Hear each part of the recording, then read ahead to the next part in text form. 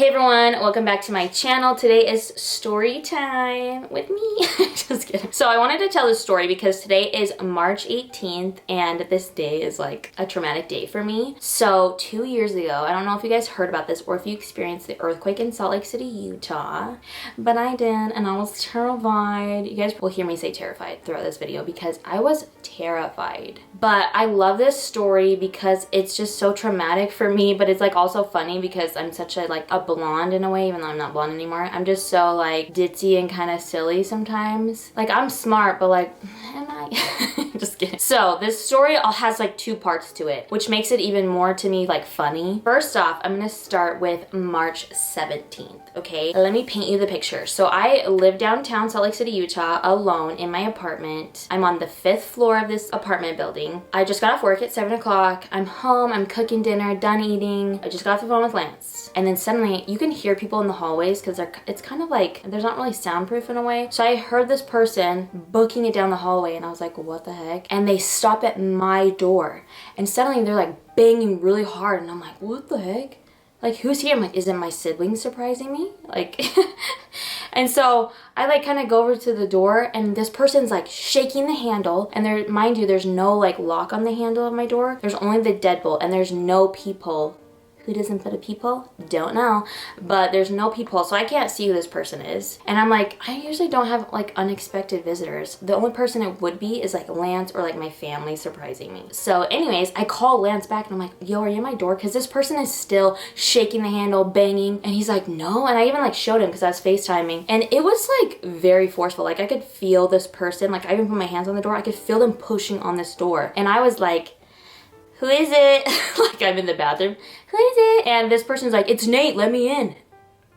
I'm like, I don't know a Nate. But I didn't say that. I was like, yeah, I'm not letting you in. He's like, come on, let me in. And he's still banging on the door, shaking the door handle. And I'm like, no, I'm not comfortable with opening the door. I don't remember, but it was like a lot in the moment. I hurried and like called my mom and I was like, Mom, this person is shaking my my door. I'm telling them like I'm not letting them in, but they're still like persistent. I don't know if this person was drunk or like just out of his mind, but he really was persistent on getting into my apartment. I don't know why. So I was like, no. And then finally, after like a few minutes, he stopped. And I was like, at this point, I was like, do I call the police? Because like, I already told him I'm not letting him in and he's still trying to get in. I mean, he wasn't trying, there wasn't like a credit card where he's like trying to get in, but he still was like not leaving. I wonder if he thinks like I was his friend and I'm playing a joke. I don't know. I really don't know. Maybe he was there to hurt me. I don't know. So my mom's like, if he comes back, call the police. And so I was like, okay. And at this point, I'm like, there's no way I'm gonna be able to sleep tonight because like, what if this guy really is trying to harm me? So I go in my kitchen, I get like the one thing that I have to defend myself, a knife. I have this huge butcher knife and I'm like on the phone I'm like shaking. I don't know what to do. And thankfully he did not come back. But I was like, there's no way I'm gonna be able to sleep tonight. So my dad's like, well, do you have any chairs you can like put up against your door? You know, you can like put them up against like the door handle so if someone does try to open it,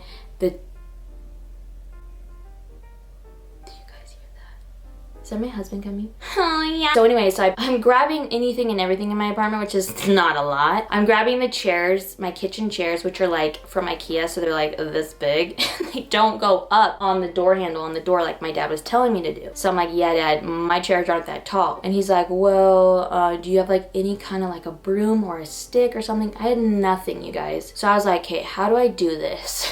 Because there's no way I'm gonna be able to sleep and there's no way I want to leave my apartment now. And I have work tomorrow, so I'm like, okay. And I'm not driving 40 minutes to my parents' house because I'm scared. You know, if the guy did come back, then maybe I would have left. But at this point, I was like, maybe he had the wrong door, you know, and I'm just scared now. So I'm like, but I do want to barricade this door so he doesn't try anything if he does come back. So I get my rug and I'm like kind of laughing at this point. I'm like filming it, putting it on my Instagram story. I get my rug that's in my kitchen and I put it up against the door and I kind of roll it a little bit. So in my head, it's like, okay, if he opens the door, the rug will be in the way. It will be kind of like curled up like this so he can't get in. But I need more weight. So then I get my kitchen table, which it is also from IKEA. So it is like this big. And I put it in front of the door. I stack chairs on top. And I'm like, there's no way. I'm like, the only thing is I'll hear him come in. And then what do? Jump out the window at a 5-story building? No, I can't do that. So then I'm like, well, I have rope. I'm going to tie this table so if he does come in, he really can't come in, right? So I like tie the rope on one end to the other on the oven door. So I tie it and then I do some crazy knot. I don't know how I learned this knot, but it was crazy. And I wrap it around the kitchen table legs and another one and like the chairs, and then I tie the other end to the bathroom door, okay? And this is like,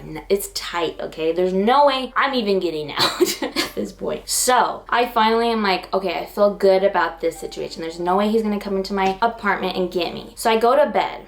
Now it's March 18th, okay, you guys? The day of the earthquake. It's 7 a.m. I'm sleeping because I don't have to work till 10. I'm sleeping and then boom, at 7:09, my apartment just starts shaking. And where I'm located is like right at the epicenter of this earthquake, which was a 5.7. Yeah, a 5.7. It was so so I'm in my bed. Let me paint you the picture. I'm sleeping. I'm in my bed and it's suddenly like, and oh, I forgot to tell you guys, I live by the train tracks. So every time a train goes by, my apartment does kind of sway a little bit, shakes a little bit. So as I'm waking up to this earthquake, I'm thinking 3 things. 1, the train has hit into my apartment. 2, Nate is back, ready to kill me. Or 3, what was the third one? I was like, oh, is this an earthquake?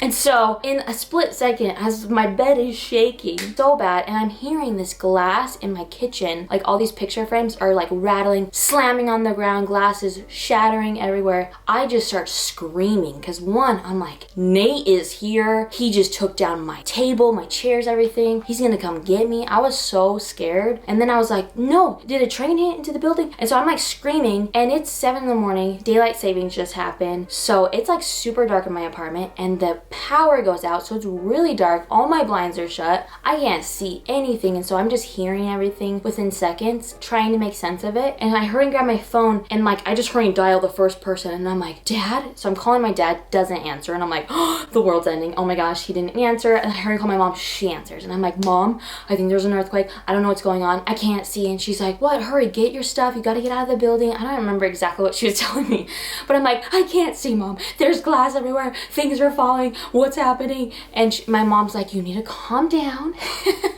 She's like, here, talk to Landon, which is my brother. And so he's trying to talk to me, and I was like, I can't see. I don't know where I'm going. I'm trying to grab things. And then he's like, well, how can't you see? And I was like, it's just dark. Like, he's like, are you blind? And I was like, oh yeah, I need to open the blinds. So I go and open the blinds. Now I can see. I see the lights in my kitchen swaying still, and I'm like trying to film too, like, what the freak? This was an earthquake. I've lived in California and I've been through earthquakes, but I never felt them because I was always asleep, which I was asleep in this one too, but this one was so big. It was terrifying, you guys. It was so scary. So I'm like grabbing my stuff because I was like, I don't know if I have to go to work, but I want to get out of this building. So I'm grabbing my stuff, and then I look at my front door and I'm like, no, I have this barricade from the night before, but I thought Nate was gonna get me.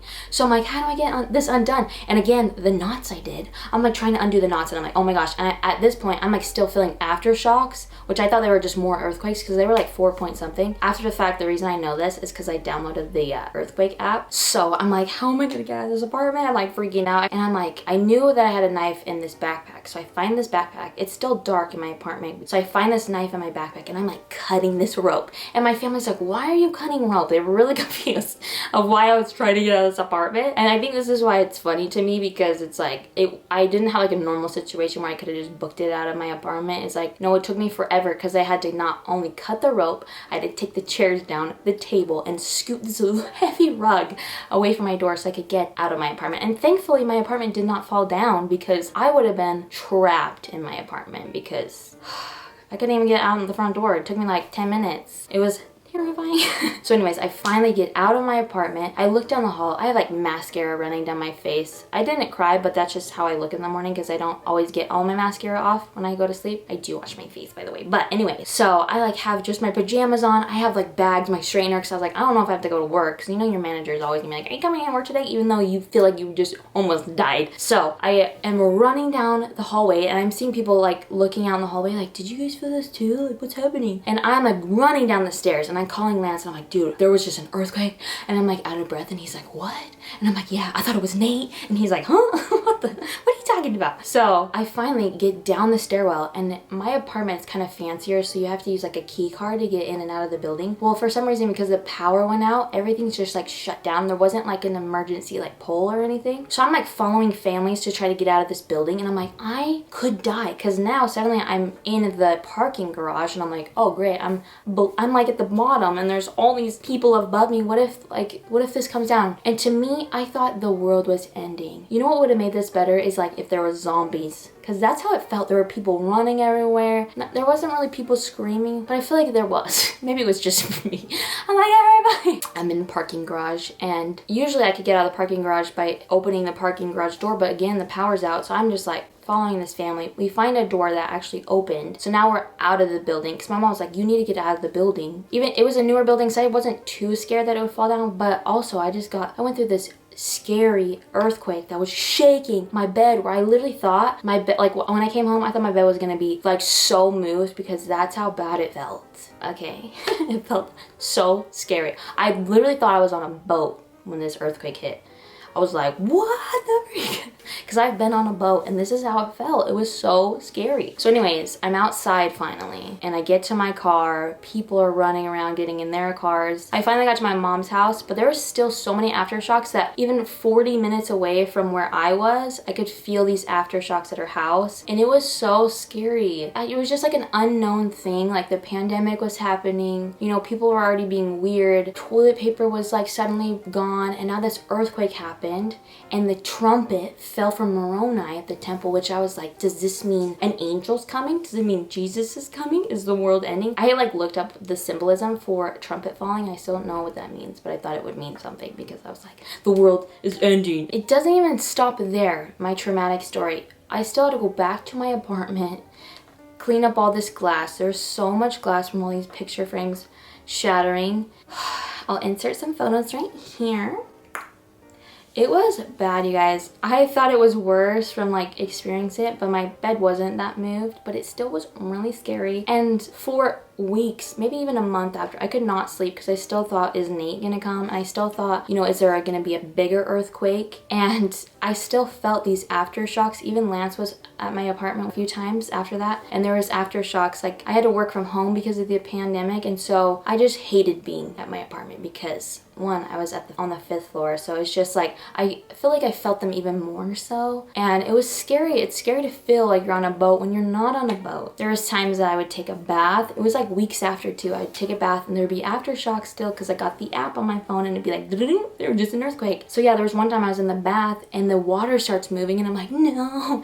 That time I really did jump out, and I'm like, this earthquake is not gonna get me. I hurried and ran out of the table, butt naked, and I'm just like, you guys, I hate earthquakes. I thought, you know, it'd be fun, and so many people love them. They think they're like fun, but this one was so traumatic. I've seen videos about it afterwards, and I like can't watch them, because it's just like it was so loud and just like scary, and I think my experience the night before made it even more scary. So that is my story time. I feel like even after like 2 years to this day, I still feel like aftershocks in a way. Like it just still affects me, and maybe you guys know what that's called. I don't know, but like every Tuesday and Friday, I forget, like the dump truck comes, and I can like feel the vibrations of the dump truck like pouring stuff into the dump truck, right? And so it's super loud, and you can like feel the vibrations. I don't know if people can, but I feel like my husband can't, because I'm always like, what's that noise? Like I hear everything that's like loud, like rumbles and stuff. Like I think I have superpowers now.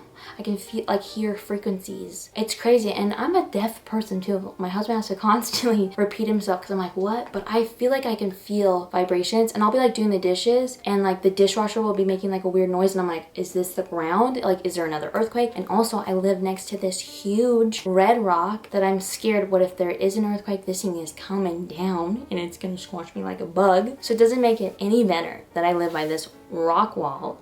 I have PTSD. Can you guys tell? I'm like trying to explain the story and I'm just everywhere. So yeah, pretty much this story time is just to tell you guys that I still have PTSD about the earthquake that happened 2 years ago and all the aftershocks. There were so many. I forgot. I like counted one time. I don't remember the number, but there were so many aftershocks. There was like 2 that were like 4 point something that were still like super scary. And one was I was in the bathtub and the other one I was in the elevator. Why did I take the elevator after knowing there was earthquakes? I don't know. But the elevator didn't stop. the doors of the elevator opened and I walked out and everything was like, the elevator was moving and then like the regular floor, and I just thought like, oh, that's weird. I like didn't realize until my app was like, there was just an earthquake, and I was like, oh, that was an earthquake. What? My husband and I will be in bed, and if he's shaking his foot, I'm just like, earthquake. It's like, really, I have PTSD really bad and I don't know how to fix it. I did go to the health food store and I got this like oil for like, I think it's called like anxiety or something like that, because I definitely have anxiety. And it actually did help me. I took that, I don't know if I can take it breastfeeding now, but I took that like after the earthquake and it did help. But I need something to help me right now because I feel like it gets worse and worse, my PTSD, and I literally tell everyone about it. Yeah, can you guys help a sister out? Cause I need help. So yeah, that is my story about Nate and the earthquake back in 2020. Thank you guys so much for watching. Hopefully this was a little entertainment for your day. And stay safe, okay? Today is a scary day in history, at least for me. All right, thanks you guys so much for watching. Bye. Oh yeah, happy late St. Patrick's Day. So you guys, check it out. This is the rock wall the mountain I was talking about. It's so big. That. It's beautiful, but it's huge. And any earthquake, I'm sure those things will be coming down. They are so big. Look at this. Look at it. It is so tall. It's that big. It's big. Yeah, it's scary. It's so pretty, but it scares me. Especially when I hear like rumbling. I'm like, what is that? Please tell me it's not an earthquake. But it's usually just the dump truck. Or Lance's foot shaking in bed, so far we've been good.